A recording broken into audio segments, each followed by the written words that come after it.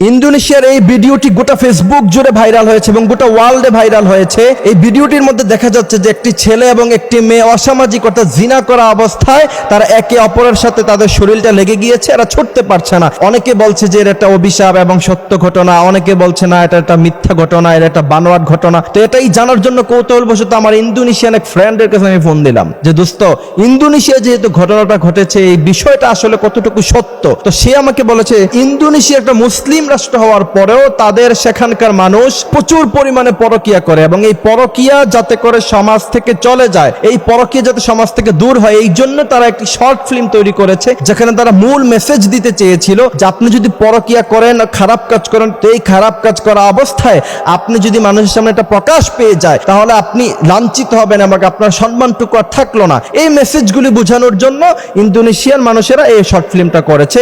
এটা মূলত একটা অভিনয় ছিল, এটা কোনো সত্য ঘটনা ছিল না। এইটা জানার কৌতূহল আমার সবচেয়ে বেশি লেগেছে এই কারণে, কারণ বিশ্বনবী সাল্লাল্লাহু আলাইহি ওয়াসাল্লাম তিনার উম্মতদের জন্য দোয়া করেছিলেন কয়েকটি দোয়া। তার মধ্যে একটা দোয়া ছিল আমার উম্মতরা যখন গুনাহ করবে, গুনাহ করার সাথে সাথে যেন আল্লাহ পাক তাদেরকে আযাব না দেয়। আপনি দেখেন অন্যান্য নবী আলাইহিস সালামের উম্মতেরা গুনাহ করেছে। ওয়ালুতান ইয ক্বালা লিকাওমিহি, লূত আলাইহিস সালামের উম্মতেরা যখন লাতাতুনাল ফাহিশা, এরা যখন ফাহিশা কাজের মধ্যে যুক্ত হয়ে গিয়েছিল, প্রচন্ড পরিমাণে এরা সমকামিতায় যখন লিপ্ত হয়ে গিয়েছিল, আল্লাহ পাক তখন তাদেরকে আকাশের মধ্যে এভাবে উঠায়া আবার জমিনের মধ্যে এমন ভাবে তাদেরকে আছার মেরেছে, গোটা উম্মত একসাথে ধ্বংস হয়ে গিয়েছে। তো মুহাম্মদ সাল্লাল্লাহু আলাইহি ওয়াসাল্লাম তিনার উম্মতদের অপরাধের কারণে এইভাবে সমূলে ধ্বংস করতে নিষেধ করেছেন। আরেকটি হচ্ছে কি, সাথে সাথে যেন আল্লাহ পাক আযাব না দেয়। আরেকটি দোয়া মুহাম্মদ সাল্লাল্লাহু আলাইহি ওয়াসাল্লাম করে গিয়েছিলেন যাতে করে উম্মতে মুহাম্মদের চেহারা বিকৃত না হয়ে যায়। এবং বিশ্বনবী সাল্লাল্লাহু আলাইহি ওয়াসাল্লামের আগের অনেক নবীদের উম্মতদের চেহারা বিকৃত হয়েছে।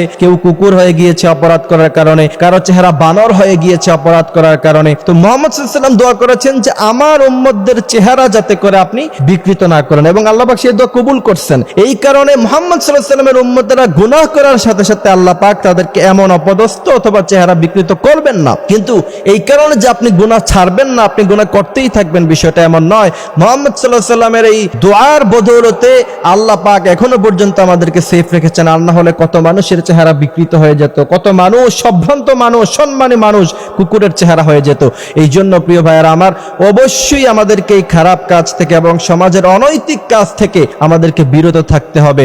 জিনার ব্যাপারে আল্লাহ সুবহানাহু ওয়া তাআলা বলেছেন লা তাকরাবুজ জিনা ইন্নাহু কানা ফাহিশা, তোমরা তো জিনা করবাই না, জিনার নিকটবর্তীও তোমরা হয় না। জিনা এটা প্রচন্ড খারাপ জিনিস। পৃথিবীর মধ্যে দুইটা গুনাহ মানুষকে সবচাইতে বেশি লাঞ্ছিত করে, এক হচ্ছে টাকার লোভ আর একটা হচ্ছে এই খারাপ মেয়েদের নেশা, জিনার নেশা। এই জন্য প্রিয় ভাইয়েরা আমার, নিজের জীবনটাকে সেভ করতে হবে। এবং আপনি যদি ভাবেন যে আপনি পৃথিবীর যেই কোনো জায়গায় অবস্থান করছেন, আল্লাহ পাক আপনাকে দেখছে, আপনি যদি এটা হৃদয়ে ভাবতে পারেন একবারের জন্য, তাহলে আপনি জিনা কেন, আপনি কোনো গুনাহই তো করতে পারেন না। এই জন্য সবসময় ভাববেন যে আল্লাহ পাক আমাকে দেখছে, আমি সবসময় মনিটরিং এর মধ্যে আছি। কিরামান কাতিবিনা ইয়ালামুনা মা তাফআলুন, আপনি কি করেন না করেন কিরামান কাতিবিন কিন্তু দুই কাঁধ দিয়ে তিনারা লিখছেন।